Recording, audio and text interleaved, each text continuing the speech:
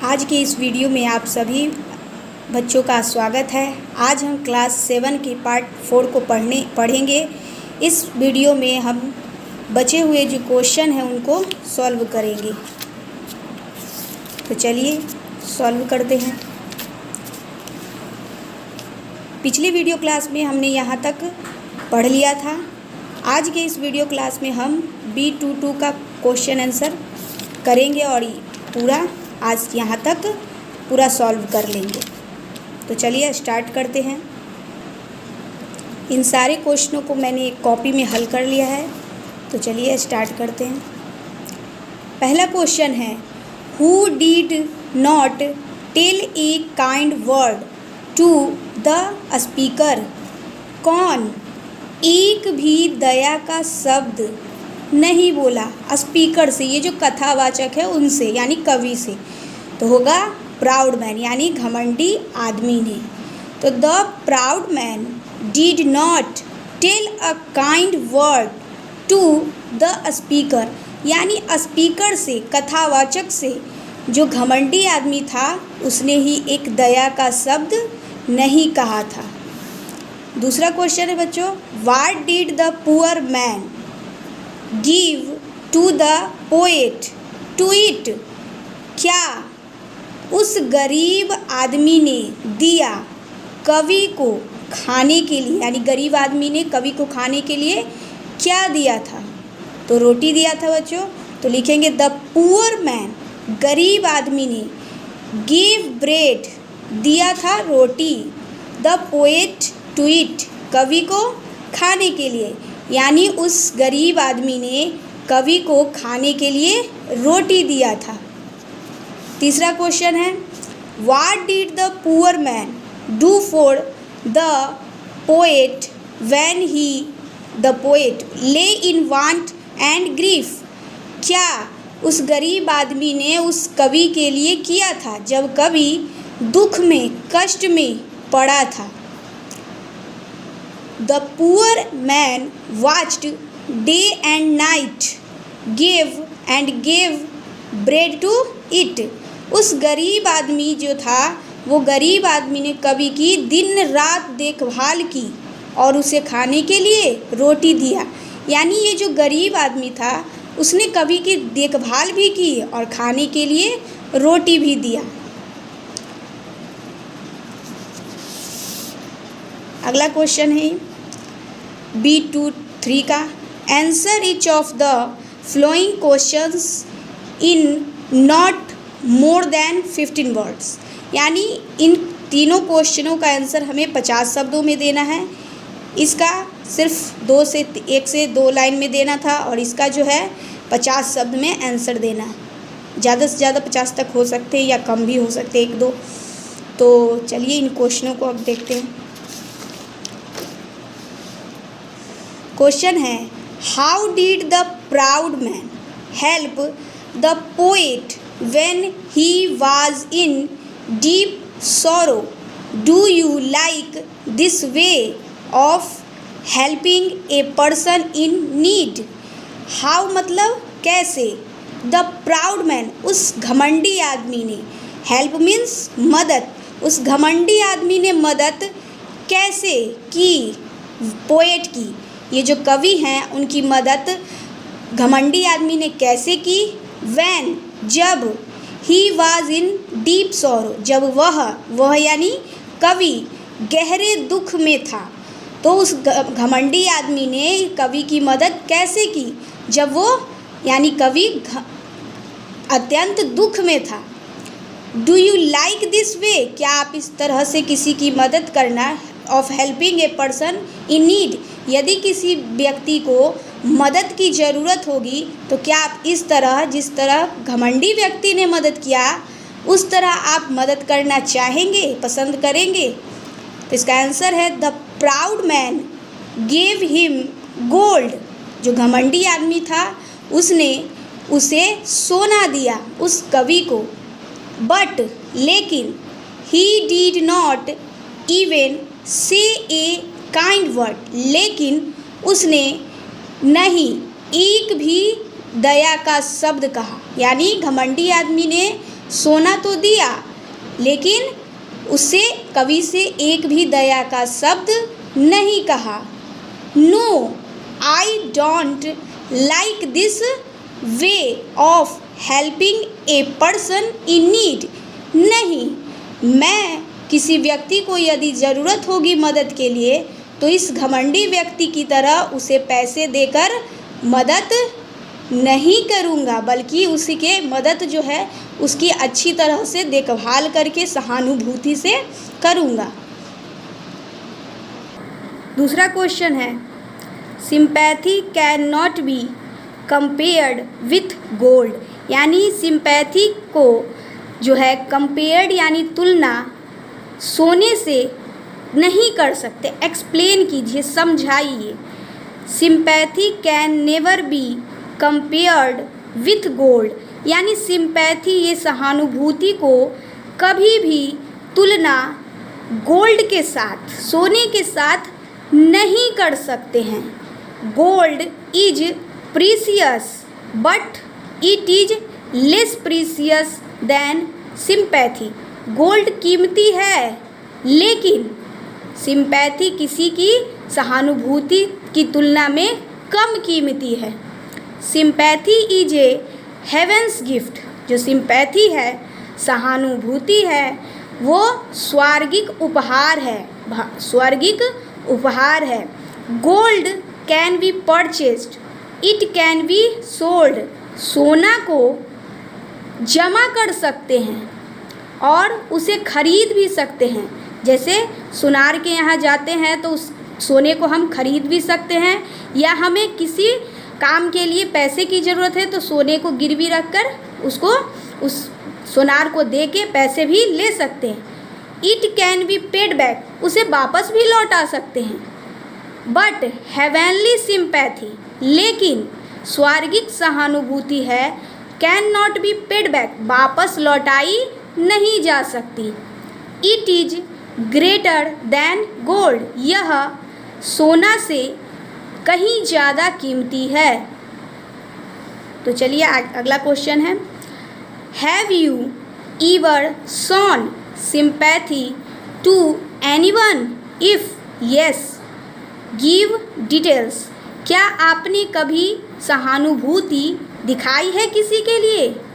इस क्वेश्चन में बच्चों कह रहा है कि क्या आपने कभी अपनी ज़िंदगी में कभी भी किसी व्यक्ति के लिए, कोई भी व्यक्ति हो, उसके लिए सहानुभूति कभी दिखाई है? यदि हाँ तो उसके बारे में बताइए। तो आंसर है when ever I see any one in sorrow. एक बार जो है मैंने किसी को दुख में देखा तो आई फील पिटी, मुझे दया महसूस हुई। Once a friend of mine, जो वो फ्रेंड था, एक बार मेरा दोस्त जो था, वो एक बार एक दोस्त जो मेरा था, वाज क्राइंग अलोन, अकेले में रो रहा था। मेरा एक दोस्त जो था वो अकेले में रो रहा था।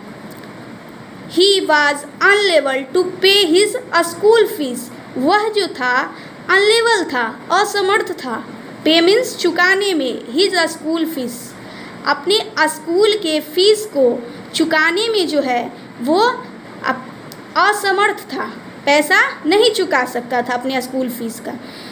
आई आस्क्ड हिम, मैंने उससे पूछा, टू टेक द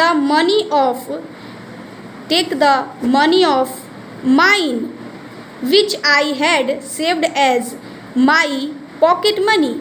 मैंने उससे पूछा कि क्या तुम मेरे पैसे को लोगे जो मैंने जो है अपने पॉकेट मनी के रूप में उसे सेव किया था, जमा कर रखा था, उसको तुम ले लो। When he paid his fees from my money, जब उसने मेरे पैसों से अपने स्कूल की जो फीस थी वो भर दी, I really felt very happy, तब मैं वास्तव में बहुत खुशी महसूस किया। मैंने जो है बहुत खुशी महसूस किया जब उसने मेरे पैसों से अपने स्कूल फीस जमा कर दिया, तो मैं बहुत खुश हुआ। यहाँ तक क्वेश्चन हो गया है बच्चों। अब हम सी का वर्क स्टडी करेंगे, वर्ड स्टडी। तो C1 में है कि match the words in column A with their meanings given in column B. जो मैच है, मैच करना यानी मिलाना, उसको कॉलम ए के साथ कॉलम बी में जो मीनिंग दिया हुआ है उसके साथ मिलाना है, मैच करना है। तो चलिए मिलाते हैं। पहला है कॉलम ए और कॉलम बी। तो पहला है डिस्ट्रेस्ड। डिस्ट्रेस्ड का किस में होगा बच्चों? डी। ए का D. Suffering, severe, pain. Charity, charity का होगा काइंडनेस, सी। ब्लेस्ड, ब्लेस्ड का होगा ई। थैंक्ड। फिर है पे बैक, पे बैक मीन्स लौटाना, 5 का होगा बच्चों बी। रिटर्न मीन्स लौटाना। और ये है हेवेनली सिंपैथी। तो हेवेनली सिंपैथी का होगा A. Supreme affection for others. और ये जो 4 नंबर बच गया, वॉच मीन्स देखभाल, तो इसका हो जाएगा केयर। केयर मीन्स भी देखभाल होता है।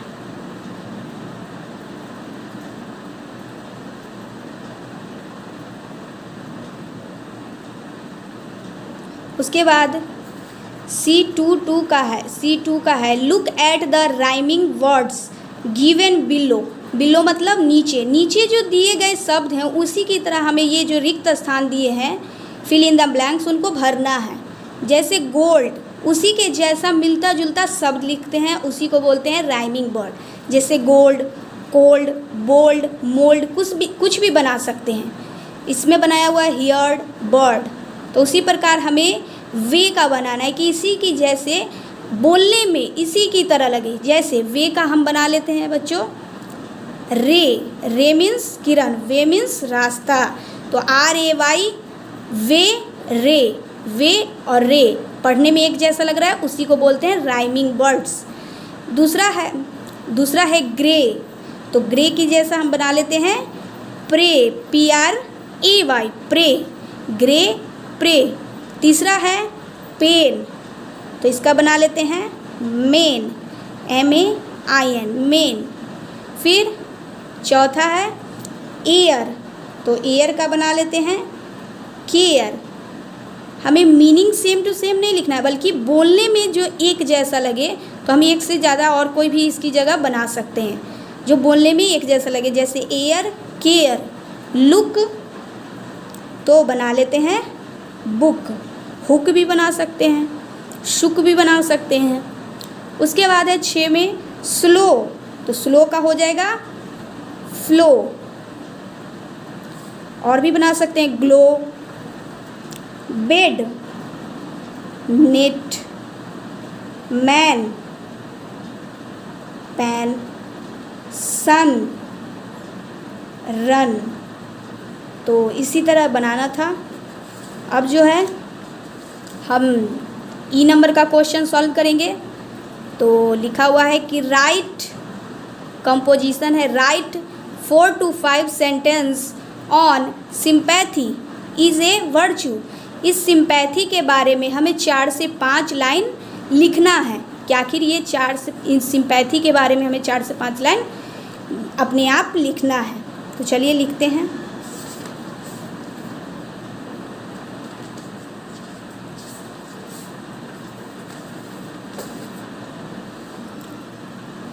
तो इसका आंसर है कि feeling PT for others is sympathy, यानी किसी दूसरे के लिए, फॉर मीन्स के लिए, अदर्स दूसरे के लिए सहानुभूति जो है महसूस करना, दया करना, वही है जो सिंपैथी है। यानी किसी अन्य व्यक्ति के लिए दया महसूस करना। पीटी मीन्स दया, फीलिंग यानी महसूस करना, दया महसूस करना ही सिंपैथी है। It is a heavenly feeling, यह जो है, यह यानी ये जो सिंपैथी है वो क्या है, एक स्वर्गिक अनुभव है, स्वर्गिक महसूस है, इसको महसूस किया जाता है।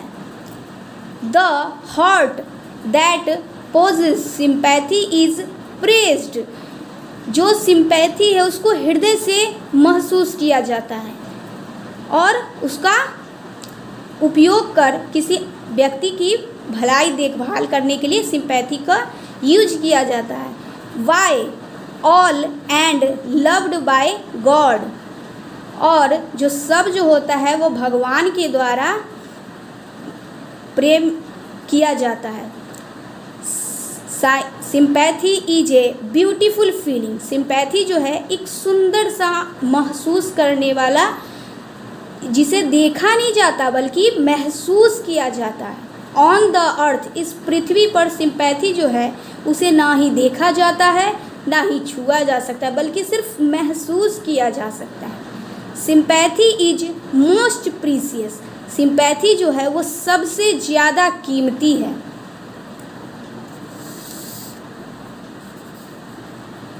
तो इस चैप्टर का बच्चों लास्ट क्वेश्चन है कि ट्रांसलेशन।